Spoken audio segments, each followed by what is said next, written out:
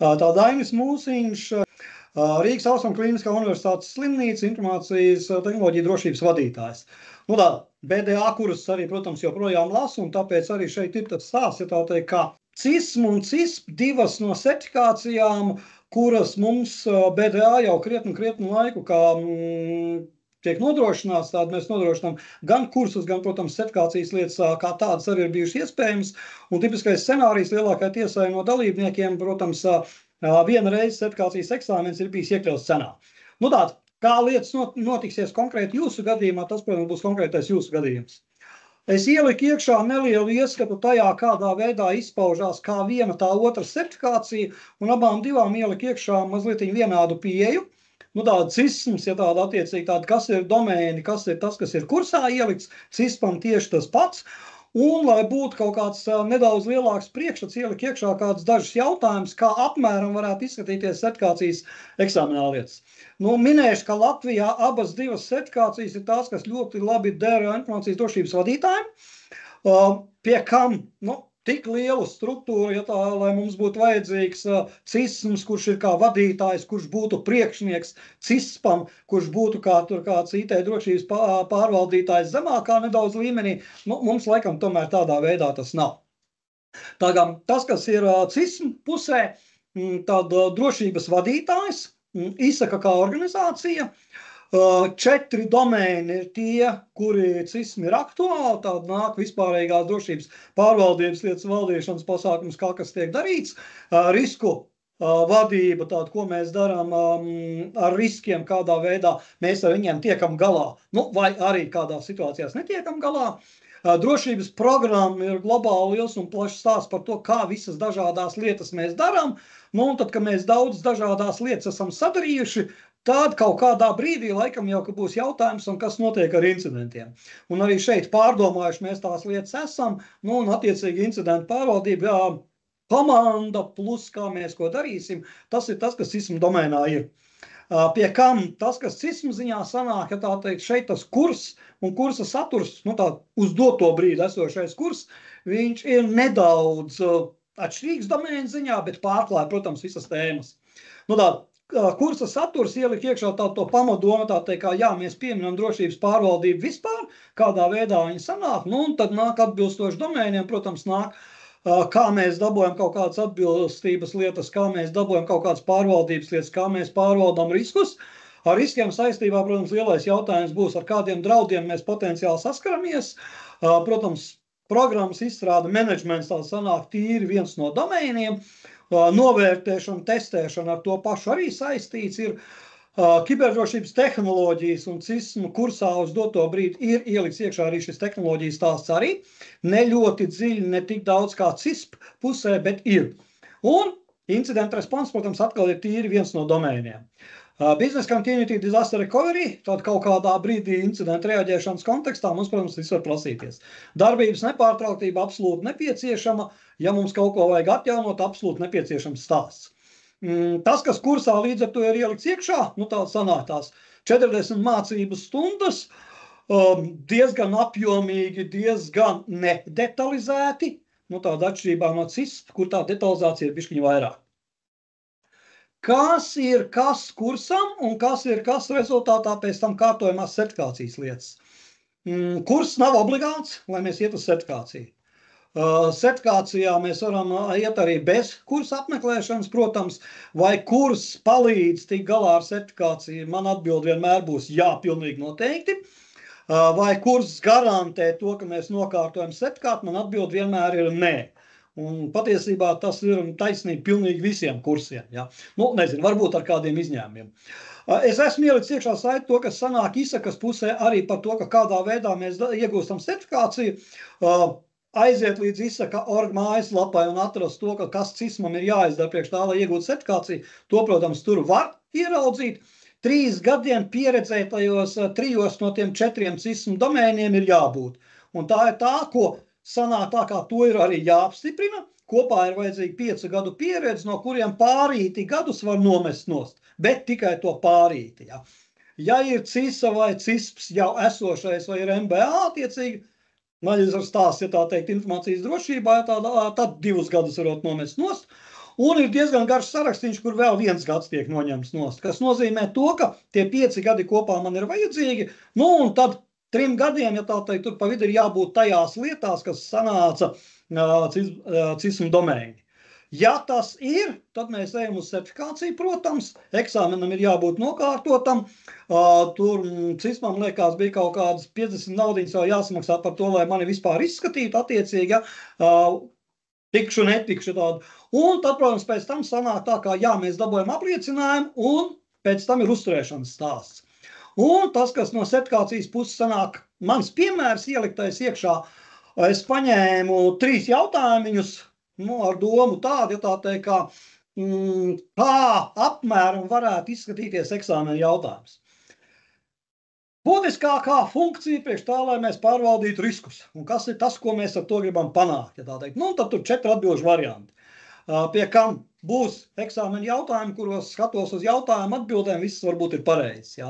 Nu, un šeit arī, ja tā teikt, tā doma, tā teikt, kas ir tas, ko mēs gribam panākt, ja tā teikt, tipa, nu, lielais stāsts vienmēr, ja tā teikt, mēs gribam, lai mums pēc iespējas mazāk problēmu kādas būtu, tātad atlikušais risks, mēs gribam, lai tas būtu pēc iespējas mazāks.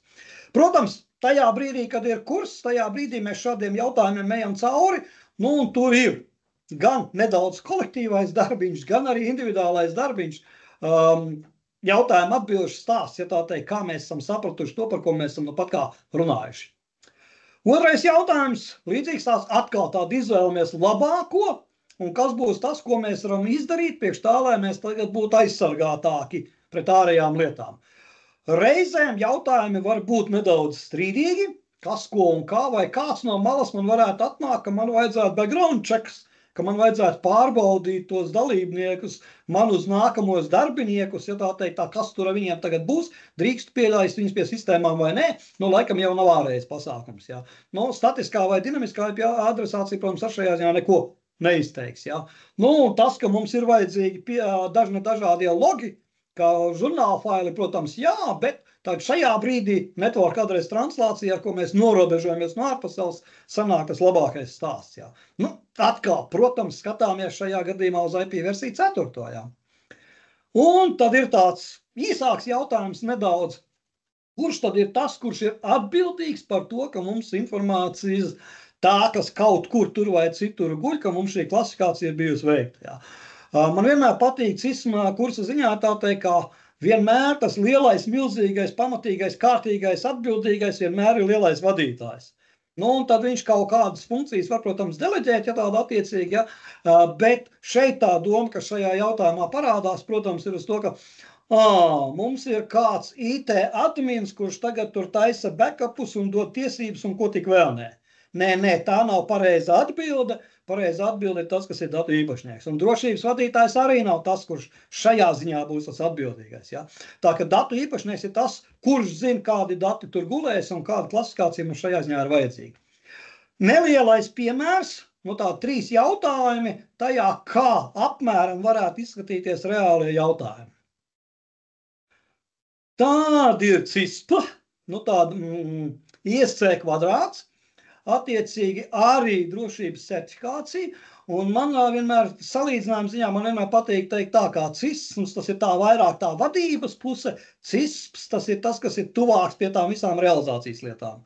Protams, skaidrs ir viens, ka firewallu konfigurēs kāds, vai tas kāds būs CISM, kurš ir vadītājs un viņš pats tagad konfigurēs firewall, vai tas būs kāds viņam pakļautais darbinieks, vai tas būs kāds darbinieks IT, administrēšanas pusē, tas jau ir konkrētās organizācijas stāsts.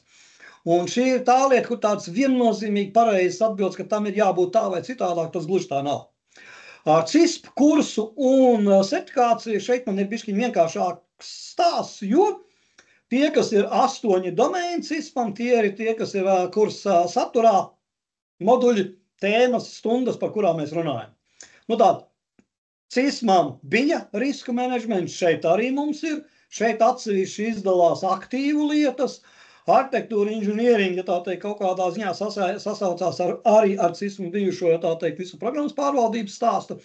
Komunikācijas tīkla drošībā mēs ejam dziļāk, nu tāda CISMs uz šo brīdi kursā ir ielikt iekšā daži praktiskie darbi, kur mēs dabojam ieskatu arī šajā jomā. CISPs tas izteiktāk, protams, sanāk, tur, kā mēs pagaidām tikai to pieminam. Identity Access Management bez tā dzīves nav, un, protams, ir domēns, un līdz ar to ir, protams, tēma arī kursā. Novērtēšana, saprast to, ka kā mums kaut kas drošības lietās notiekās, kā mēs ko varam testēt, ja tā teikt. Laikam var teikt tā, ka krietni apjomīgs stāsts, protams, ja, kā mums visa drošības uzvedība notiekās, kā mēs kādas lietas darām, kādā veidā mēs nonākam līdz tam, ka mums būs tagad kāda no malas veidotas aplikācijas, dažādās, ja, software developments, tāda izstrādes lietas, ja tā teikt, arī, protams, ir kā gabaliņš. Kas raksturīgi CISM pusē sanāk tā, kā jā, tām visām lietām mums ir jābūt, tur tas tik detalizēti kaut kādā ziņā netiek skatīts. CISP pusē tas sanāk detalizētāks stāsts. Tas, kas ir no kursa satura viedokļa, tas, kas ir no eksāmena sertifikācijas viedokļa, kursa saturs ir būvēts priekš tā, lai es tiktu galā arī ar to, kas eksāmenā ir iekļauts. Kā jau minēju, garantijas nedodam. Sertifikācijā stāsts ir ļoti līdzīgs tam, kas ir ISAKai un tam, kas ir CISM sertifikācijai. 5 gadi jābūt, darbā esmu strādājis, 2 domēnos no tiem 8 man ir jābūt aktivitātēm. Šī ir tā vieta, kurā es saku savu piemēru arī, tā ka manā laikā bija 10 domēni, CISPam, ja tāda attiecīgi, kā vēlāk palika tā kā bišķiņa mazāk. Un mans piemērs vienmēr bija tā, kā lietotājs es taisīju, lietotājiem tiesības es devu, rezerves kopijas es taisīju. Mani pāris domēni. Tātad, ja mums ir aktivitātes un mēs šīs aktivitātes veicam, ja tā teikt, tie ir tie darbi, ko mēs darām, no šiem te 8 domēniem, tā 2 domēnos ir jābūt, ja kārtībā pieredze mums sanāks, ja tā teikt, un atkal tā pieredze ir apstiprināma, protams, ja. Un šeit ir 1 gadiņš, ja. Tātad, ja mums ir kaut kas no garā sarakstiņa, ja tā teikt, tad mums tā pieredze varētu būt arī 4 gadi tikai, un tas 1 gads, kas nāktu klāt, ja tā. No dažādām sertifikācijām tur nāk sarakstiņš, jā. Tā kā sertifikācijas ziņā atkal tāpat, ja tā, protams, sanāk apliecinājums par to, ka jā, es to esmu darījis, jā, protams, eksāmens nokārtots, ētikas kodeks, ja tā teikt, sanāk abās pusēs, ja tāda attiecīgi, un rezultātā tajā brīdī, kad es nonācu līdz sertifikācijai, tad man tā sertifikācija savukārt ir uzturama. Man būs slaids arī šajā ziņā, arī bišķiņi vēlāk. Atkal piemērs jautājumos, tāda kādā veidā lietas izskatās.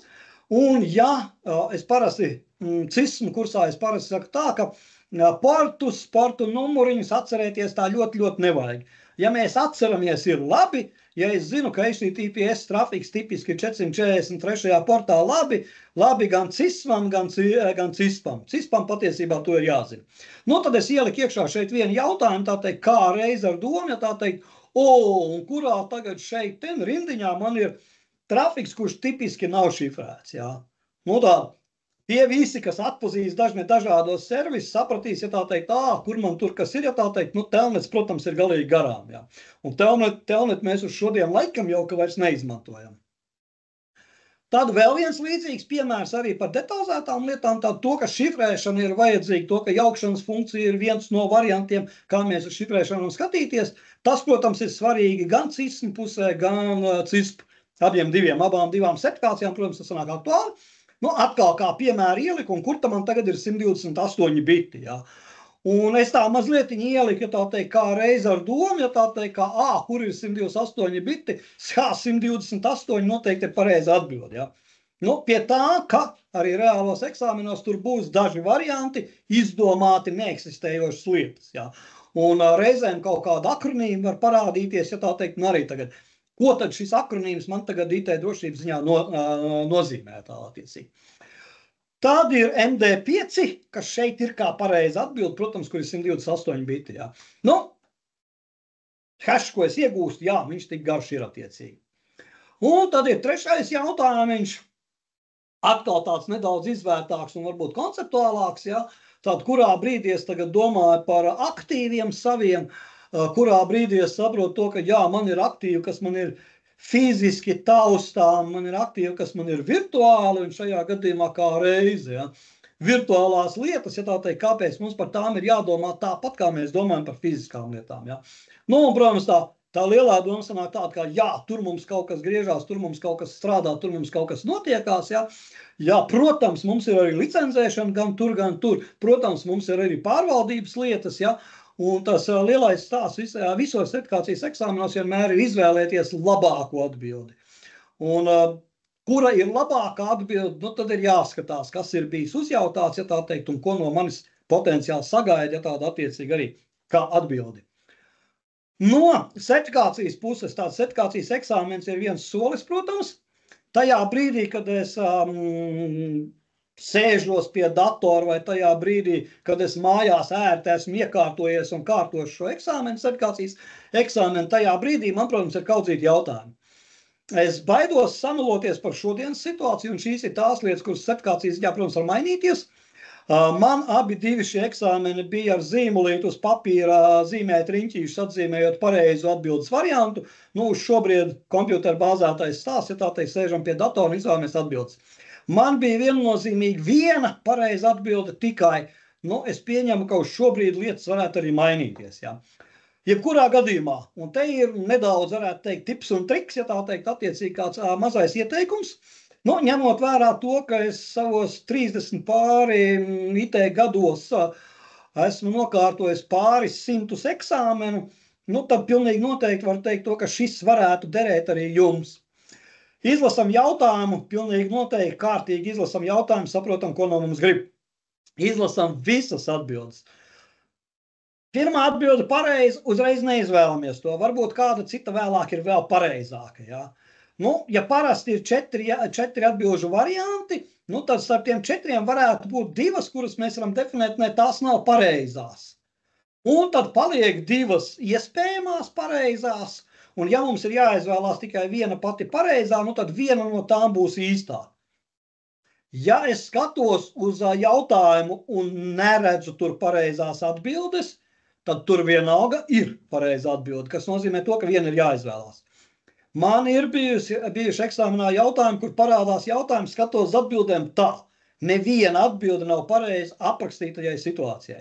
Vienu izvēlos, to, ko varbūt jautātājs ir gribējis ielikt, un to arī atbildu attiecīgi. Un, protams, jā, izvēlamies, ja visas ir it kā pareizas, tad izvēlamies to, kas ir labākā atbilde. Un kura ir labākā atbilde? Man reizēm patīk kursos kā piemērs, ja tā teikt, ka tajā brīdī, kad es redzu, ka šajā jautājumā šī ir atzīmēta kā pareiza atbilde, es varētu mēģināt pamatot, kāpēc tas tā ir. Bet pirms tam varbūt man nemaz nesanāks arī kā tā pareizā atbilde attiecīgi. Tā kā tas, kas sanāk kādām jautājumu atbilžu lietām, tad izlasām kārtīgi, saprotam, kas ir, ja nav skaidrs, kāpēc, kas, ko un kā, nu, tad paliek tā doma, ko jautātājs varbūt ir gribējis uzjautāt. Tas par eksāmenu, un tad man nāk slaidiņš ieliktais iekšā, kas ir uzturēšanas lietas.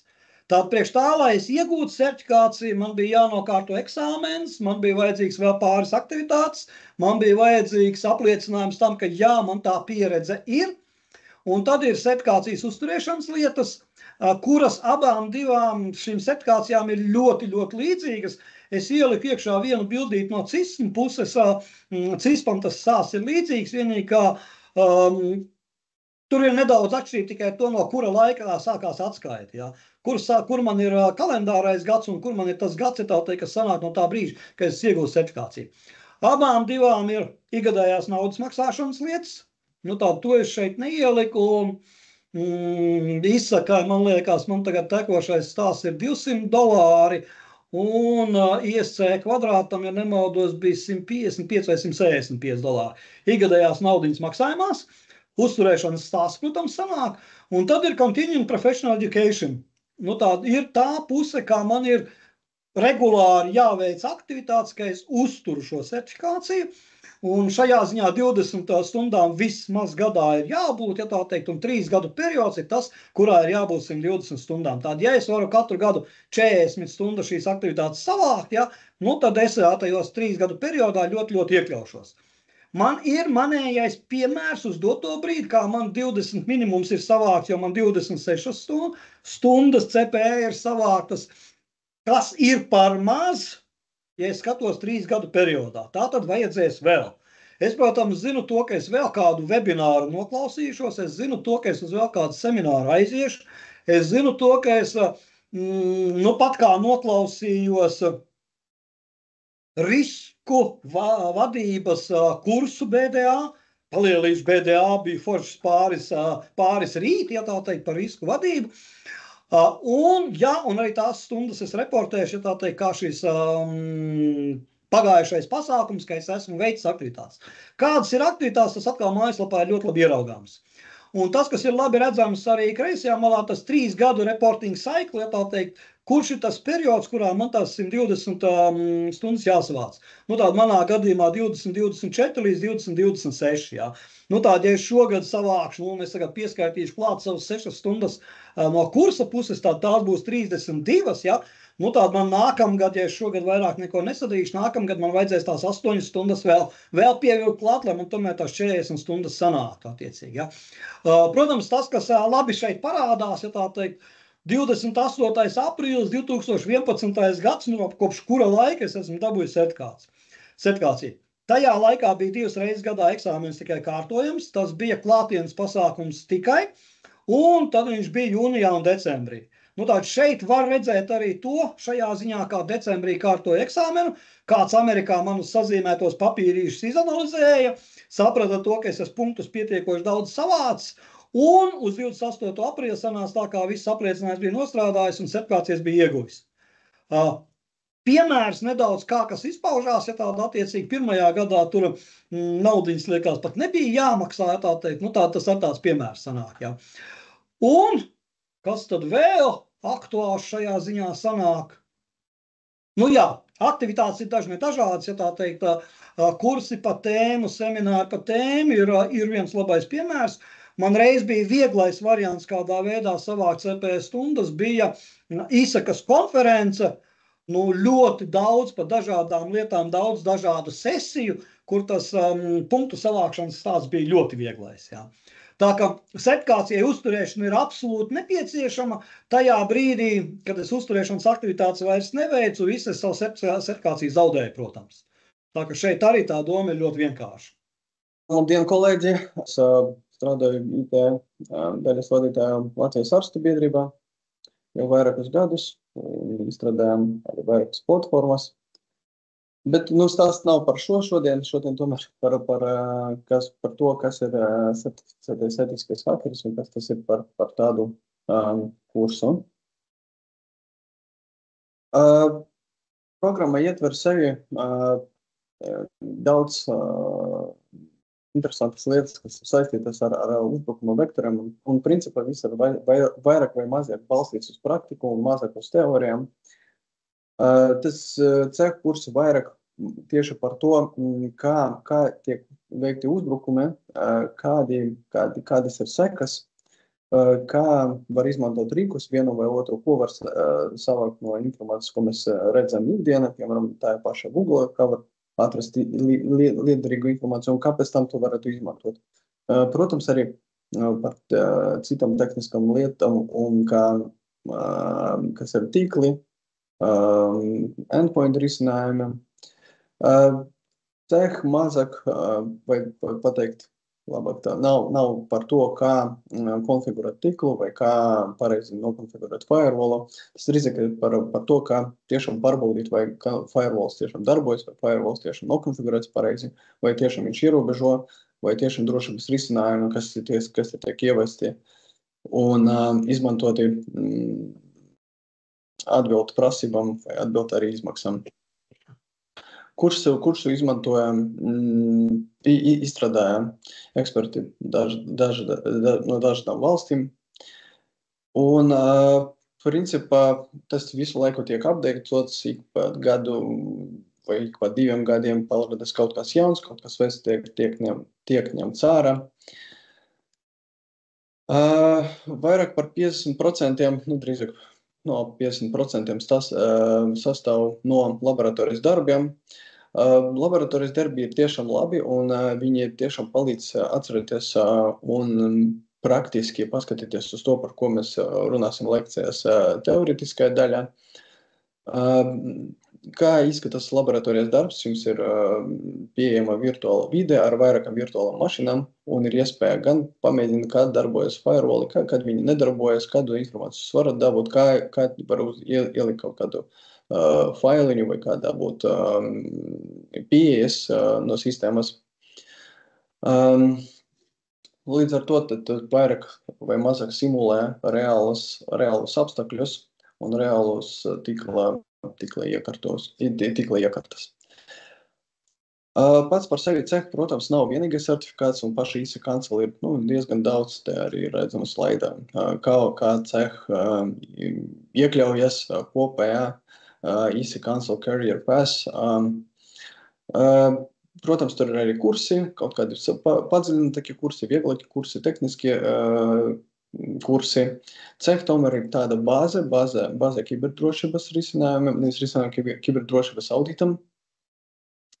Un pēc tam var arī papildus mācīties CEH master vai CEH tieši penetration test, kad jau ir vairāk tieši praktiskais pielikts klāts.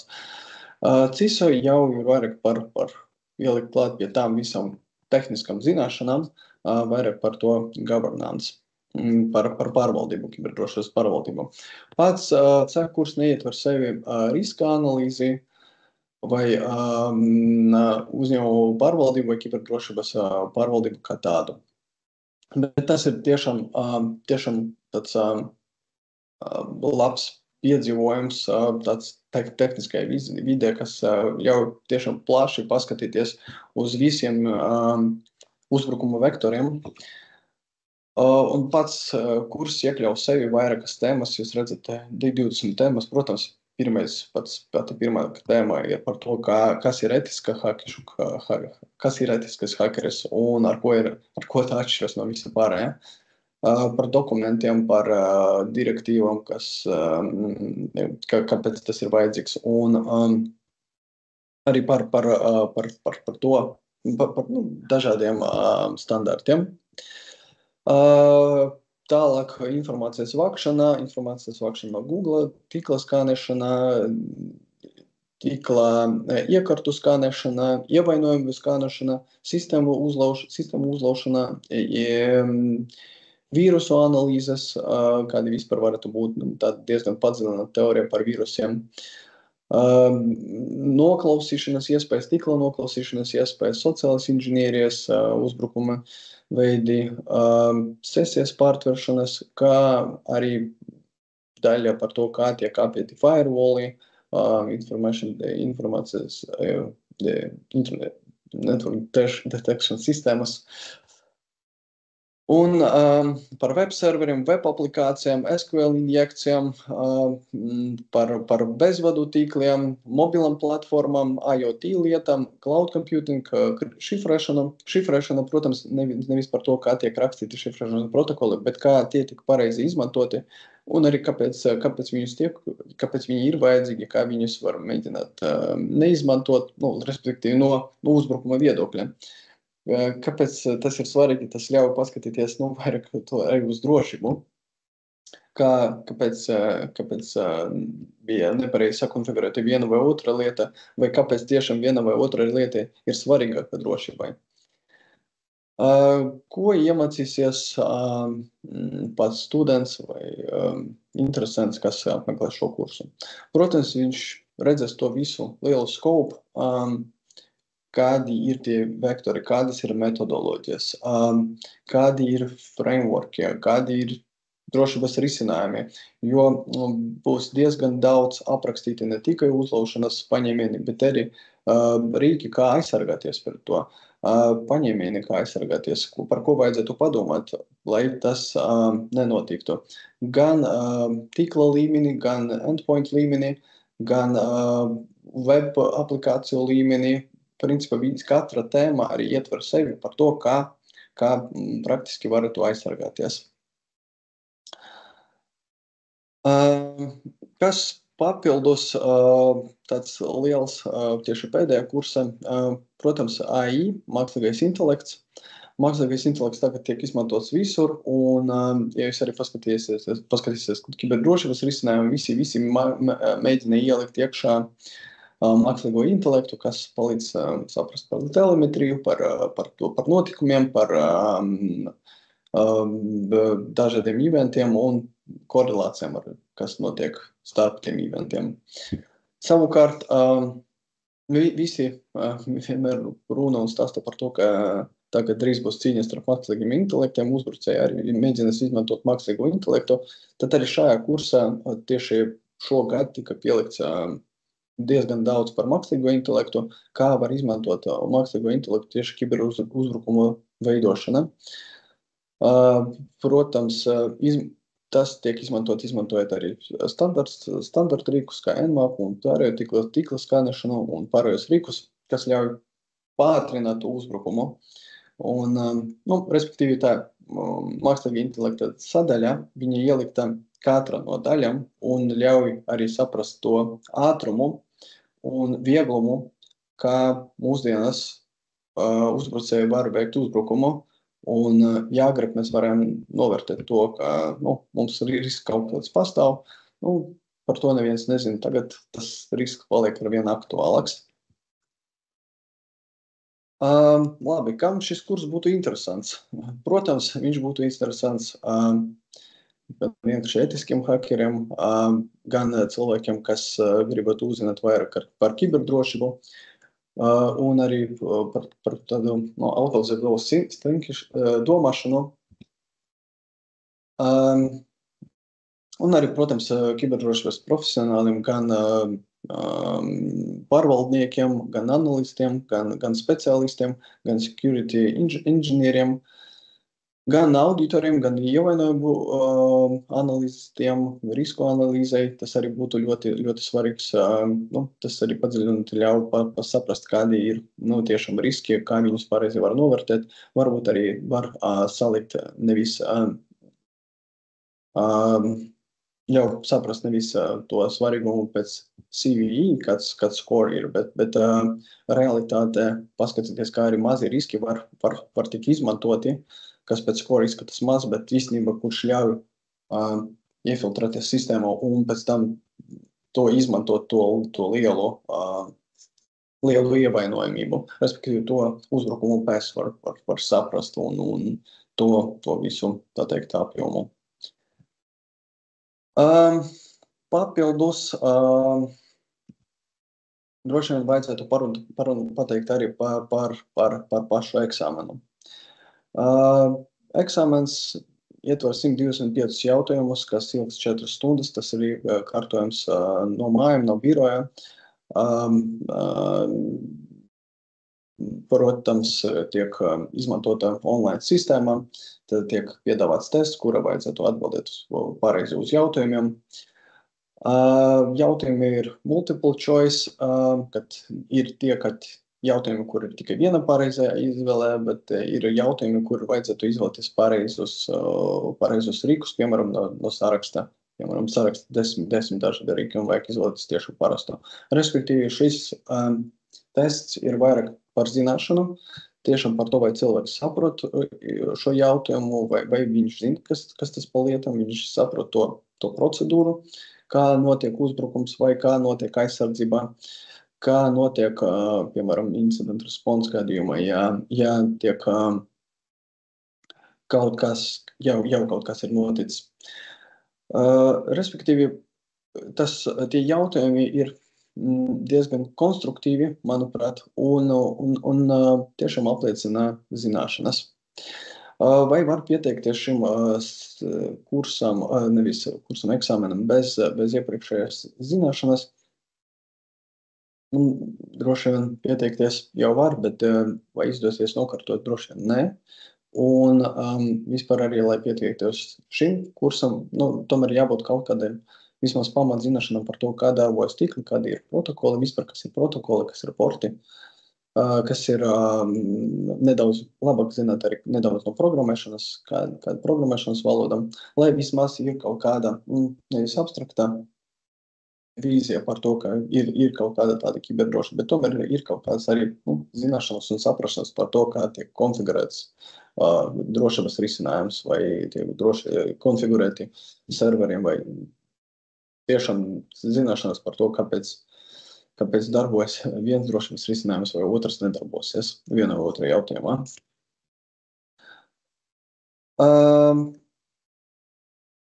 Par resertifikāciju vai certifikāta uzturēšanu. Jā, pats es biju arī nokārtojis jau online vide, un teikšu godīgi, jautājumi nebija vienkārši. Un lai nokārtotu eksāmenu, tiešām vajag pacensties, vajag tomēr palasīt, vajag sagatavoties.